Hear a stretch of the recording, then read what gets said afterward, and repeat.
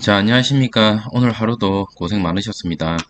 최근에 시즌 계속 운봉을 보여주고 있고, 슬슬 댓글에서도, 이제 이 시즌 계속적으로 떨어진다, 죽었다, 끝난 주식이다, 이런 이제 반응들이 계속 보이고 있습니다.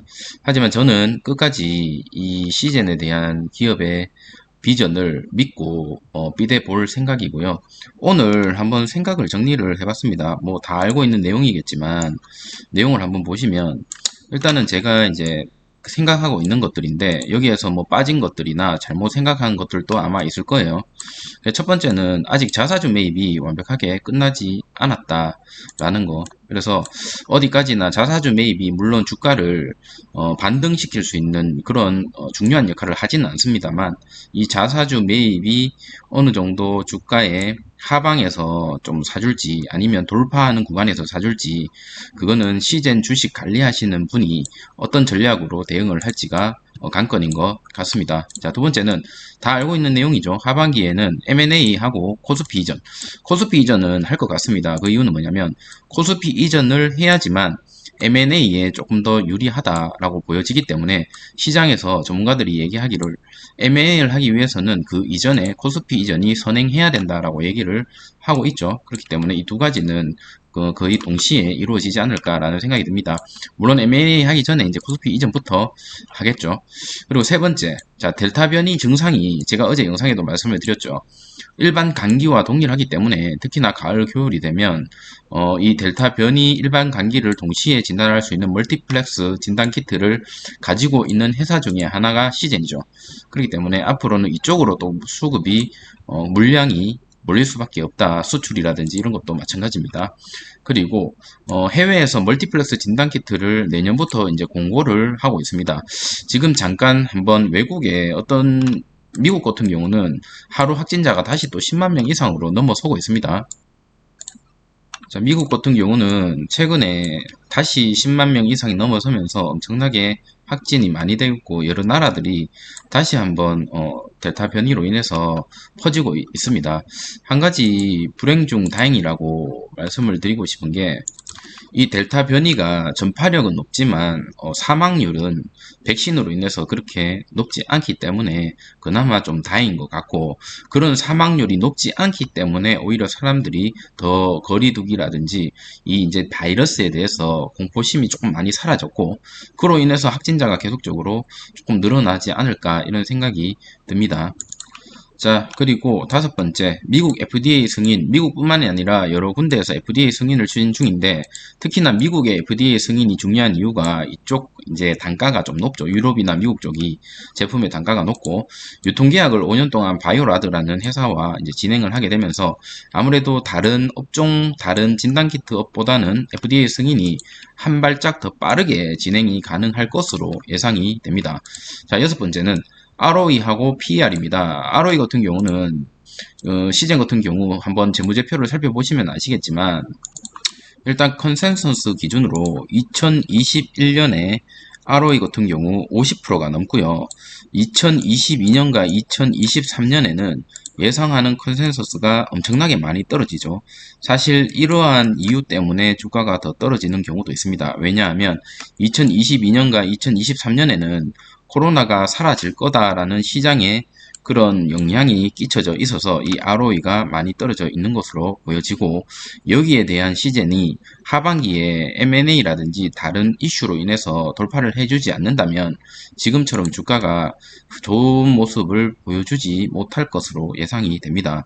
하지만 현재의 상황을 봤을 때는 ROE나 PER 같은 경우 너무나 저평가인 것은 확실하다라는 사실을 여러분이 알고 계시면 될 것 같고 2022년, 2023년에는 시장의 예상대로 갈지 아니면 또 다른 뭐 코로나가 끝날 수도 있고 그렇지 않을 수도 있겠죠. 만약에 코로나가 끝나지 않는다면 이거는 터무니없는 ROE다. 만약에 코로나 끝난다 하더라도 시즌에서 어떤 다른 해결책을 내준다면 터무니없는 ROE가 될 수도 있고 최악의 지금 시장에서는 ROE의 퍼센테이지를 잡은 것으로 저는 개인적으로 생각이 됩니다. 보수적으로 잡은 것 같습니다. 이런 것들을 참고를 해주시면 좋을 것 같습니다. 자, 일곱 번째는 델타 변이 이후에 계속적인 변이 바이러스가 출현하고 있죠. 이 전문가들이 얘기를 하고 있습니다. 제 얘기가 아니라 델타 변이가 가을까지 잡히지 않는다면 또 다른 변이 바이러스가 나타날 수도 있다라고 얘기를 하고 아무래도 상대적으로 이 FDA 승인이 빨리 나타나는 회사가 또 독점을 할 수 있고 거기에 따라서 수익이 많이 날 수밖에 없는 그런 구조다라는 생각이 듭니다. 자, 이 시젠이 작년에 코로나 처음 나타났을 때 승인이 빨리 나서 긴급 승인으로 인해서 지금 대장주가 될 수 있었던 것처럼 물론 지금은 조금 밀렸지만 그런 발빠른 남들보다 발빠르게 움직이는 게 매우 중요하다라고 보여지고 여덟 번째 봉쇄를 주로 했던 해외에서 이제 관리 특히 위드 코로나로 이제 사람들을 관리하고 있는 나라들이 많이 늘고 있고 이 관리를 하기 위해서는 코로나 진단키트가 선행해야 된다라는 사실은 변함이 없다. 자, 아홉 번째는 주가관리 전문가 그리고 다양한 영역의 전문가를 대거 영입을 했습니다. 시즌에서. 그래서 이 전문가들을 비싼 돈을 주고 뭐 취업을 시켜주고 이 분들이 해야 될 영역들이나 해야 되는 것들이 많죠. 그래서 뭐 그냥 가만히 앉아서 있지는 않을 것으로 저는 생각이 됩니다. 자, 마지막 제일 중요한 거는 제품의 우수성과 그리고 앞으로 수익을 낼 수 있느냐의 문제인데 계속적으로 연구 투자에 아무래도 돈을 많이 벌기 때문에 거기에 이제 전념을 할 것 같고 최근에는 카이스트와 협력을 해서 또 다른 뭐 신제품을 계속적으로 나타난다든지 시즌에서 하고자 하는 비전을 조금 더 빨리 이루어내지 않을까라는 생각이 듭니다. 자, 이 10가지는 긍정적인 이슈고요. 제가 봤을 때 이 5가지는 조금 부정적인 이슈다. 자, 첫 번째는 공매도에 여전히 타켓이 되고 있죠. 왜냐하면 이 내용들을 사실 모르는 사람들이 없기 때문에 이걸로 인해서 개미들이 그리고 일반 저희 같은 사람들이 들어오죠. 들어오는데 주가가 지금 이런 식으로 움직이고 있기 때문에 사실 너무나 짜증나고 화가 나고 거의 뭐 상패 직전에 해산 것 같습니다. 여기서 만약에 이렇게 떨어진다면 과연 버틸 수 있는 사람이 몇 명이나 될까 이런 생각이 듭니다. 제가 봤을 때 여기가 고지전인 것 같아요. 여기 만약에 진짜 이렇게 뚫려버리면 다들 멘붕이 올 것 같아요. 다들 멘붕이 올 것 같은데 과연 주가가 어떻게 될지 저는 개인적으로 66,000원 정도가 저점이지 않을까. 이 정도 왔을 때 영혼을 실어서 다시 한번 태우는 게 맞지 않을까라는 생각이 드는데 글쎄요.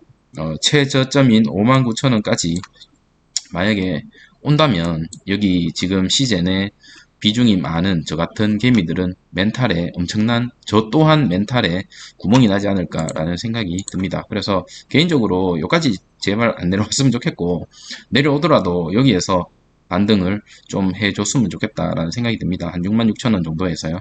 앞자리가 6으로 변했을 때 아마 대거 매입을 하려고 하는 개인들이 좀 있지 않을까라는 개인적인 생각이 들고요. 자, 코로나 확진에도 더 이상 움직이지 않습니다. 여러분 아시겠지만 이게 처음에 테마주로 시작했다가 이제 가치주로 넘어섰음에도 불구하고 아직까지 시장에서는 테마주로 인식이 강하다. 그렇기 때문에 계속 현재 코로나가 퍼지고 있음에도 불구하고 더 움직이지 않죠. 이게 정말 치명적인 것 같습니다. 코로나가 이렇게 확산하고 있는데도 움직이지 않는다면 코로나가 사라질 때쯤이면 주가가 과연 어떻게 될까 생각을 해봤을 때 공포가 느껴진다라는 생각이 들죠. 그렇기 때문에 지금 이 코로나가 어느 정도 지금 퍼져 있을 때 시즌에서 할 수 있는 액션들을 최대한 회사 측에서 취해줘야 되지 않을까라는 생각이 듭니다. 최소한 올 가을에는 이 위에 있는 것들 좀 보여주는 모습을 특히 하반기 M&A라든지 코스피 이전 최소 이 2번은 보여줘야 주가가 반등을 좀 하지 않을까. 거기에 실적을 보여주고 실질적으로 우리가 돈을 잘 벌고 있다라는 것을 주주들에게 보여줘야 이 불안한 마음이 좀 사라지지 않을까라는 생각이 듭니다. 포스트 코로나 이후에 확실한 실적 개선이 가능하다라는 것을 어느 정도 지표로서 보내줘야 된다라는 거. 그리고 현재 거래량이 부재죠. 특히나 오늘 같은 경우는 카카오뱅크 같은 경우 수급이 많이 몰렸습니다. 그리고 카카오뱅크에 들어오셨던 분들이 계셨는지 모르겠지만 장중에 음봉을 기록하다가 오늘 상한가까지 갔죠. 오늘 카카오뱅크 들어가셔가지고 수익 내신 분들은 축하드리고요. 카카오뱅크처럼 결론적으로 시장에 관심을 받아야 된다. 과거 시즌도 하루 거래량이 1조가 넘었던 적이 많았잖아요. 근데 지금 같은 경우는 사실 거래량이 거의 다 죽었고 시장에서 외면을 받았기 때문에 지금 이 과거에 우리가 생각했을 때 코로나가 확진이 된다면 움직일 것이다 라고 생각을 했는데 사실 지금 거기와 반대의 모습을 보여주고 있기 때문에 지금 더 이상 이 코로나로 인해서 움직이는 것은 아니다라는 게 증명이 되었습니다. 그래서 회사에서도 빨리 빠른 판단으로 다른 모습들을 보여줘야 되지 않을까라는 생각이 듭니다. 자, 마지막으로 진단키트의 한계에 부딪혔죠. 여러 가지 진단키트 회사들이 너무나 많기 때문에, 물론 이 중에서 앞으로 좀 더 조금씩 갈라지겠지만, 또다시 예를 들어 지금은 멀티플렉스 진단키트가 없는 회사지만, 뭐 내년에는 또 만들 수도 있는 거고요. 그렇기 때문에 이 진입 장벽 자체가 그렇게 높지는 않다. 단, 시젠 같은 경우는 시젠의 장비를 전 세계적으로 많이 뿌려놨고 거기와 호환되는 진단키트를 팔 수 있는 그런 가능성이 높기 때문에 그나마 조금 낫다라는 거지 과거처럼 뭐 독점을 할 수 있는 그런 모습은 더 이상 보여줄 수가 없을 것으로 보여집니다. 그래서 이 여러 가지 이슈들을 살펴봤을 때 과연 지금 손절할 수 있는 라인인가 손절을 해야 되는 라인인가를 봤을 때 저는 아니라고 보여지고 최소한 이 골리락 이전에 11만 5천 원 이상 이 선까지는 회복하는 모습을 최소한 보여주지 않을까라는 생각이 듭니다. 그래서 저는 저점에서 한 번 더 물량을 조금 더 무리해서라도 한번 태워볼까 생각을 하고 있고 이러한 것들 제가 얼마 전에 말씀을 드렸죠. 모두가 알고 있는 사실이기 때문에 그렇기 때문에 더욱더 힘든 주식이지 않을까라는 생각이 듭니다. 너무나 쉬운 주식이면서 너무나 어려운 주식인 것 같습니다. 시젠이라는 주식을 하면서 주식을 하면서 경험해야 되는 것들을 다 경험한 것 같습니다. 뭐 무상증자도 경험을 했고요. 뭐 배당에 대한 권리락이라든지 배당락이라든지 뭐 여러 가지 것들을 다 경험을 해가면서 주식을 배우고 있는 것 같은데 틀림없이 지금 우리가 이 시젠을 들고 있는 이유는 여러분이 이거 말고도 다른 이유가 있을 거예요. 그런 이유에 있다면 댓글을 좀 남겨주시고 우리 언제까지 이 공매도의 밥이 되지는 말았으면 하는 생각이 듭니다. 그리고 예상과 같이 차트가 움직이는 날이 왔으면 좋겠다라는 생각이 들고요. 지금 아무래도 시즌을 들고 계시는 분들이나 제 영상을 보시는 분들은 매일 똑같은 소리를 한다라고 생각을 하고 지겹다라고 생각하시는 분들이 많으실 것 같습니다만 하지만 뭐 팩트만 계속적으로 말씀을 드리고 있는 거고 지금 이 부분에 있어서 제 생각을 말씀드렸기 때문에 혹시나 다른 생각이 있으시거나 다른 의견이 있으시면 언제든지 댓글을 부탁드리겠습니다. 왜냐하면 주식은 어쨌든 본인의 돈으로 본인이 하는 거기 때문에 뭐가 정답이고 뭐가 뭐 틀렸다 할 수는 없습니다. 결론적으로 수익을 내면 그거는 이제 정답인 거고 수익을 내지 못하면 실패한 거죠. 그래서 그 시간과 뭐 여러 가지 상황에 따라서 또 다르기 있기 때문에 자, 개인적으로 제 영상을 보시는 모든 분들이 내년에는 웃을 수 있는 그런 날이 꼭 왔으면 좋겠다라는 생각을 하면서 오늘 영상은 이것으로 마치도록 하겠습니다. 자, 오늘 금요일인데 여러분 하루 고생하셨고요. 자, 다음 주 좋은 모습 좀 보여주기를 바라면서 영상은 이것으로 마치도록 하겠습니다. 감사합니다.